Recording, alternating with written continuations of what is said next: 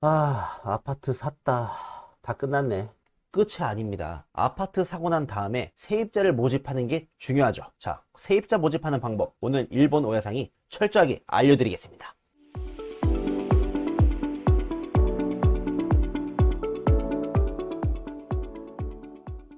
네, 여러분 안녕하세요. 반갑습니다. 일본 부동산 투자 방법과 썰을 풀어드리는 일본 오야상입니다. 자, 오늘의 주제. 오늘은 아파트를 구입 후 입주자를 모집하는 방법, 그리고 월세 가격을 조정해야 하는 타이밍에 대해서 이야기를 해보려고 합니다. 자, 오늘의 수업 내용은 다음과 같습니다. 먼저 첫 번째, 일본에서 아파트를 구입한 후에 입주자 모집하는 방법에 대해서, 두 번째, 일본 부동산 유통 시스템인 레인즈에 대해서, 세 번째, 견학 신청이 들어왔을 때 오야상이 해야 하는 일, 네 번째, 견학을 5번이나 왔는데 그래도 입주 신청이 들어오지 않았을 경우에는 대처 방법, 다섯 번째, 월세 가격을 조정해야 하는 타이밍, 이 5가지 내용으로 수업을 해보겠습니다. 제 채널은 일본 부동산 투자의 노하우를 제 지식과 경험을 토대로 설명을 해드립니다. 마지막까지 영상 잘 봐주시고 구독 버튼과 좋아요 눌러주시면 감사합니다. 오야상? 자, 먼저 일본에서 아파트를 구입을 했습니다. 그렇다면 입주자, 세입자를 모집을 해야 하는데 과연 어떻게 모집을 해야 할까요? 모집하는 방법은 크게 2가지가 있습니다.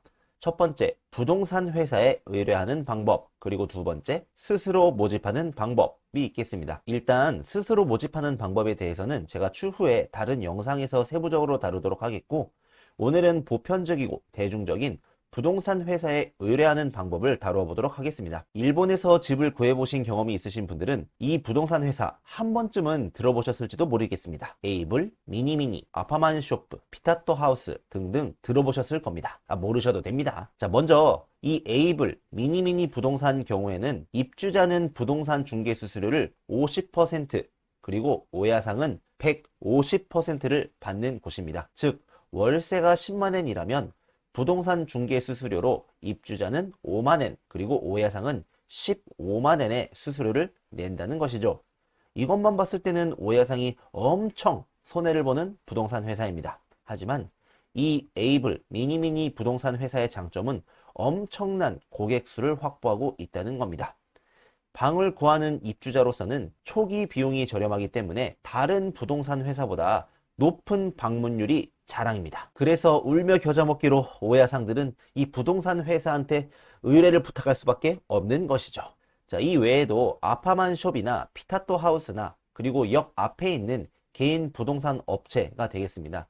이러한 일반적인 부동산 회사는 입주자나 오야상이나 동일하게 100%의 중개 수수료를 받습니다. 그러니까 월세가 10만엔이면 이제 입주자한테도 10만엔, 오야상도 10만엔. 아주 공평하죠. 자, 일단 각각 부동산 회사의 특징에 대해서 설명을 해드렸고, 그렇다면 과연 어느 회사에 의뢰를 해야 하느냐? 자, 정답은 에이블, 미니미니 중에 한 군데 혹은 2군데, 그 다음에 아파만숍, 피타토 하우스 중에 한 군데, 이렇게 의뢰를 하면 됩니다.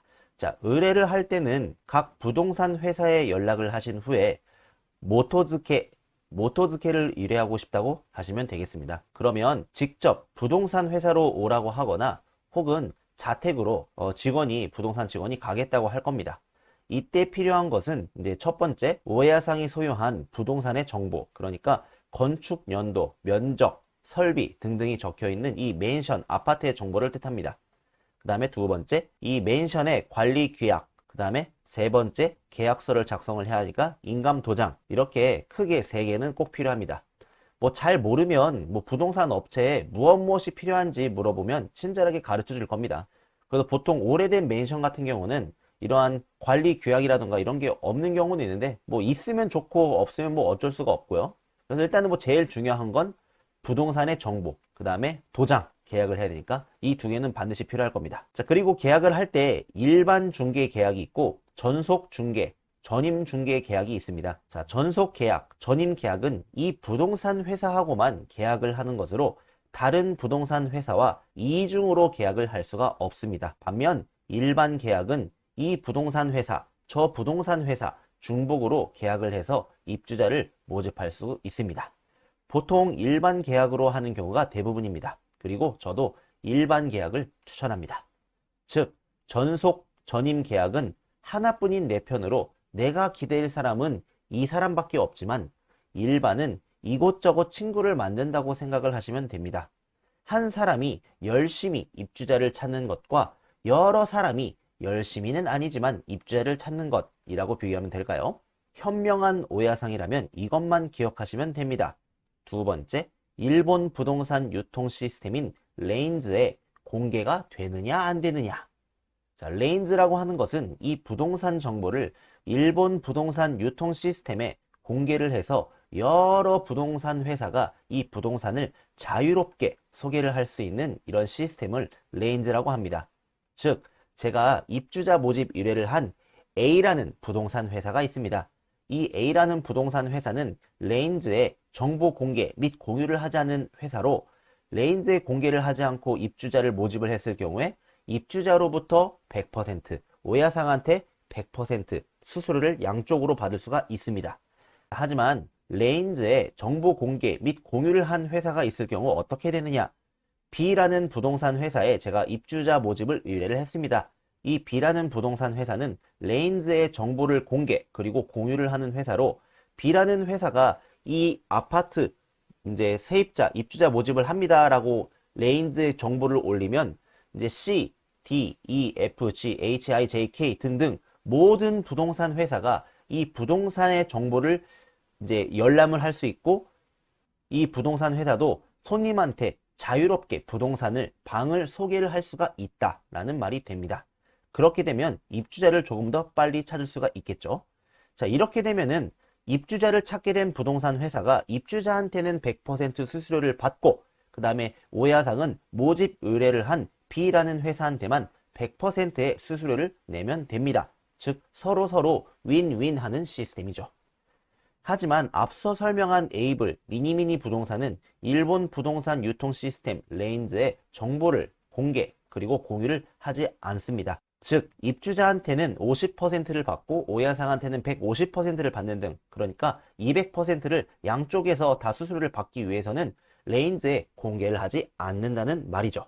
하지만 이 미니미니 에이블은 자체적으로 이 손님을 엄청나게 끌어모을 수 있는 힘이 강하기 때문에 굳이 이러한 공유를 해서 다른 회사한테 뺏겨서 수수료를 이제 200%를 받을 거를 100%만 받으면 이 회사는 이제 손해가 되는 거죠. 그래서 이러한 에이블, 미니미니 같은 부동산 회사는 이러한 레인즈 시스템에 공유를 하지 않는 게 보통 대부분입니다. 물론 앞서 설명드린 전속 전임 계약인 경우 레인즈 공개가 의무가 되지만 일반 계약 모집인 경우에는 의무가 아니라 안 하는 경우도 있습니다. 그래서 보통 이제 세입자 모집 의뢰 시에 일반 계약으로 보통 많이 계약을 하기 때문에 이러한 에이블, 미니미니 부동산은 레인즈에 정보 공개를 하지 않는다는 것이죠. 자, 그래서 현명한 오야상이라면 이러한 에이블, 미니미니의 한 군데 혹은 두 군데 그리고 레인즈에 공개가 되는 부동산 회사의 한 군데 이렇게 일반 계약으로 진행을 하셔서 입주자를 모집을 하시면 되겠습니다. 자, 그리고 역에서 걸어서 몇 분 이내 이거 표기 엄청 중요합니다. 자, 실제로 한번 스모 사이트를 이용을 해서 제가 보여드리겠습니다. 자, 그래서 히가시쿠르메시 그 다음에 거리는 역에서 10분 이내 그 다음에 ELDK로 제가 한번 검색을 해보겠습니다. 자, 그러면 이렇게 다양한 이제 아파트가 나오죠. 그래서 가격 순으로 한번 검색을 해보겠습니다. 자, 가격 순으로 검색을 하면은 자, 이렇게 역에서 걸어서 10분이라고 이렇게 표시가 되어 있는데 실제로 이게 10분이 아닌 경우도 있습니다. 자, 예를 들어서 자, 이 아파트 한번 보겠습니다. 자, 이 아파트를 보겠습니다. 자, 이 아파트 보시면 이제 키요세라는 역에서 걸어서 10분이라고 표시가 되어 있는데 79,000엔이고요. 자, 한번 이 아파트 위치가 여기에 있습니다. 여기에 있는데 자, 고야마 산초메라고 하는 곳이네요. 자, 이쪽에 있습니다. 한번 이걸 지도로 한번 찾아볼게요. 고야마 산초메 8 아까 여기인가요? 자, 이거 같습니다. 이 테라스 사니 사이드 자, 여기죠. 8이라고 써 있는데 테라스 사니 사이드 자, 여기에서 자, 출발을 해서 자, 걸어서 한번 키요세 역까지 거리를 재보겠습니다. 자, 이 키요세 여기 있는데 아까 이 키오세역에서 걸어서 10분이라고 써 있었는데, 자, 키오세역 남쪽 출구에 이제 목적지로 설정해서 걸어가 보겠습니다. 자, 그러면 실제로는 뭐 이거는 뭐 구글에서 제공하는 정보로는 걸어서 이제 850m, 걸어서 약 한 11분이 걸린다고 써 있는데, 인터넷의 표기는 10분이라고 표기를 했죠. 자, 이게 의외로 중요합니다. 이게 걸어서 10분. 실제로는 11분 걸려요. 12분 걸려요. 그런데 그냥 조금 조미료를 좀 가미를 해서 걸어서 10분입니다. 이렇게 홍보를 하는 게 왜 중요하냐? 보통 사람들이 이렇게 이제 집을 검색을 할 때, 여기서 그래도 가까운 곳이 좋다 해서 걸어서 10분 이내 이렇게 체크를 해서 검색을 한다 이겁니다. 그런데 실제로는 11분, 12분인데 이 10분이라고 체크를 해서 검색을 하면 검색 결과에 안 나와요. 그렇게 되면은 검색 결과에 노출이 되지 않기 때문에 내 집이 안 나옵니다. 검색 결과에서. 그래서 만약에 여기서 걸어서 실제로 11분, 12분이다 하더라도 살짝 이제 조미료를 좀 쳐서 한 10분이라고 이렇게 올려주시는 편이 진짜 좋습니다. 그리고 이게 검색 기능 보시면은 1분 이내, 5분 이내, 뭐 7분 이내 이렇게 되어 있는데, 만약에 실제로 역에서 걸어서 뭐 8분이다. 그러면은 실제로 올릴 때는 7분이라고 이렇게 올리는 것이 더 좋다는 거고, 이제 역에서 걸어서 실제로는 한 18분, 17분 정도 걸리는데, 역에서 걸어서 15분입니다. 이렇게 이제 조미료를 쳐서 이렇게 올리는 게 조금 더 낫다 이겁니다. 그렇게 되면은 어떻게든 검색 결과에 이렇게 올라오는 게 중요합니다. 그래서 보통 원룸을 구하시는 분들은 보통 걸어서 역에서 한 7분 이내, 10분 이내를 한도로 이렇게 생각을 하시고, 이제 가족 타입 같은 경우는 15분 이내, 뭐 진짜 큰맘 먹고 20분 이내로 이렇게 생각하시는 분이 많은데, 걸어서 18분이면은 무조건 이제 15분으로 살짝 이제 시간을 단축을 시켜서 올리는 게 더 좋다라는 겁니다. 그리고 물론 걸어서 22분이다, 23분 걸린다 그러면은 20분 이내라고 이렇게 체크를 하시는 게 좋습니다. 그래서 이러한 역에서 걸어서 몇 분, 이 표시 의외로 꽤 중요합니다. 뭐 솔직히 걸어서 30분 걸리는데 한 15분 걸린다, 이렇게 이거는 사기고, 진짜 17분 걸립니다, 18분 걸립니다 하는 거는 한 15분 정도의 표시를 해서 올리는 것이 좋습니다. 자, 이렇게 해서 정보를 다 만들어지고, 이렇게 되면은 이제 부동산 회사에서 이제 인터넷 포털 사이트라든가 이런 인터넷에 이렇게 아파트 내 방의 정보를 인터넷에 올려줄 겁니다. 이렇게 인터넷에 올려지면은 이제 실제로 한번 확인을 해보고, 인터넷에 올라온 방 정보를 확인하신 다음에 만약에 잘못된 내용이 있지는 않은지, 그리고 조금 이상하거나 마이너스 요소가 되는 사진이 있지는 않은지를 잘 확인을 하신 후에 내용을 수정, 그 다음에 사진 교체 등을 의뢰를 하시면 되겠습니다. 자, 그리고 세 번째, 견학 신청이 들어왔을 때 오야상이 해야 하는 일. 자, 뭐 별거 있나요? 제발 들어와라 하고 기도를 하는 겁니다. 농담이고요. 자, 견학이 끝난 다음에 만약에 계약까지 성사가 되지 않았을 경우, 이제 구경하셨던 분이 말씀하신 거나 조금 아쉬웠던 점, 그리고 입주를 하지 않았던 이유 등 이런 피드백을 꼭 요구를 하십시오. 다 도움이 됩니다. 자, 그리고 네 번째, 견학 신청을 5번이나 왔는데 그래도 입주 신청이 없는 경우 어떻게 해야 하나요? 자, 만약에 집에 5번이나 견학을 왔는데 그래도 입주 신청이 없으면 앞으로도 견학을 오더라도 입주 신청이 없을 가능성이 매우 높습니다. 그래서 이런 거는 특단의 조치를 취하셔야 합니다. 너무 월세가 비싸진 않은지, 내 아파트 주위에 이러한 경쟁, 라이벌 아파트를 찾아서 비교를 해본다든지, 아니면 부동산 직원하고 이야기를 하면서 어떤 문제가 있을까요? 어떻게 하면 좋을까요? 이런 것을 조금 이야기를 하시고 이제 해결책 방법을 강구하셔야 합니다. 예를 들어서 부동산 중개 수수료를 2배 혹은 3배로 올리거나 하면 이러한 부동산 업자는 일처리 속도가 이제 2배, 3배 버프를 받습니다. 즉, 레인즈에 이 아파트 월세 모집을 하면 중개 수수료를 2배를 줄게요, 3배를 줄게요 하면 레인즈에서 여러 부동산 회사가 이제 방 소개, 안내를 할 때 이 레인즈 사이트를 검색을 하는데 같은 조건이면은 중개 수수료를 많이 주는 순서대로 이제 검색을 합니다. 그렇게 되면은 월세가 10만 원인데 2배를 준다는 것은 20만 원, 3배를 준다는 것은 30만 원을 준다는 거니까요. 가끔 이러한 치트키를 써보는 것도 좋습니다. 손님이 오면 우선적으로 이 방을 안내해 주려고 막 영업을 엄청나게 열심히 합니다. 그리고 이 2배, 3배 올리는 거는 이제 기간 한정으로 하셔도 이제 가능합니다.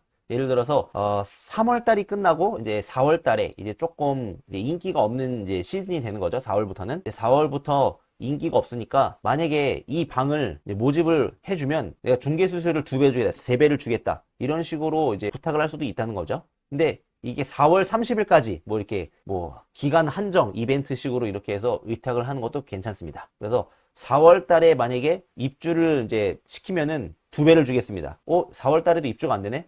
5월 달에 이제 중개수수료 3배를 주겠습니다. 뭐 이러한 방법도 있겠고, 그 다음에 이제 프리렌트라는 게 있는데, 이 프리렌트라는 것은 이제 입주자가 이 방에 들어오면 한 달 동안 방 이제 월세를 무료로 이제 해주겠다라는 겁니다. 그러니까 2월 달 중으로 계약을 하면은 이제 3월 달까지 월세를 안 받겠다. 4월 달부터 월세를 내면 됩니다. 이거를 프리렌트라고 합니다. 이런 것도 이렇게 이벤트로 이렇게 걸어 놓으면은 이제 입주자가 이렇게 들어오는 경우도 있으니까 이러한 치트키도 이제 써보는 것도 나쁘지 않을 것 같습니다. 자, 그렇다면 월세 가격을 조정해야 하는 타이밍은 언제일까요? 자, 5번째입니다. 자, 우선 문의가 너무 안 온다. 자, 2달, 3달 동안 내 방 견학 문의 건수가 너무 적게 올 경우, 이러한 경우는 시장에서 인기가 없는 집입니다. 그러면 내 아파트와 비슷한 조건의 월세를 모집하고 있는지 경쟁 아파트를 한번 검색을 해 보십시오. 과연 내 아파트가 검색 결과 첫 페이지에 나오는지 아니면 2번째 페이지로 밀려있지 않은지를 확인을 한번 해 보십시오. 보통 우리가 인터넷 검색을 해도 2페이지까지는 잘 안 보고 첫 페이지에서 정보를 많이 얻잖아요. 사람 심리 다 똑같습니다. 2페이지를 누르더라도 2페이지 제일 위에까지는 보지만 2페이지 아래까지는 안 본다는 거죠. 다른 경쟁 아파트와 비교해서 내 아파트가 우위에 있는지 열세에 있는지를 잘 확인하셔야 합니다. 그리고 월세 모집 성수기가 끝날 때까지 입주자가 정해지지 않고 비수기가 올 때 가격을 조금 낮추는 것을 추천을 해드립니다. 성수기 때 월세 경쟁에서 이미 내 아파트는 이 가격의 경쟁에서 진 겁니다. 어쩔 수 없이 가격을 조금 더 낮춰서 이제 남은 아파트들 중에서 또 경쟁을 하시기를 바랍니다. 그리고 혹시 시키킹, 레이킹 이런 것을 받는다면 이것을 없음으로 하면 초기 비용이 조금 더 저렴해지기 때문에 경쟁력이 올라갈 수도 있으니 혹시 시키킹, 레이킹을 받는다면 없음으로 하면 조금 더 문의가 올 거라 생각을 합니다. 요즘 젊은 세대들은 아니 내가 내 돈 내고 방을 빌리는데 추가적으로 이러한 사례금, 레이킹을 내는 것에 대해서 꺼려하는 이제 사람들이 많습니다.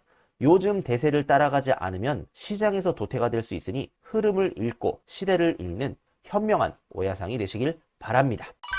오야상 자, 오늘은 아파트 구입 후에 입주자를 모집하는 방법, 그리고 월세 가격을 조정해야 하는 타이밍에 대해서 공부를 해봤습니다. 자, 오늘 수업 유익하고 도움이 되셨다면 구독 버튼과 좋아요 꼭 눌러주시기 바랍니다.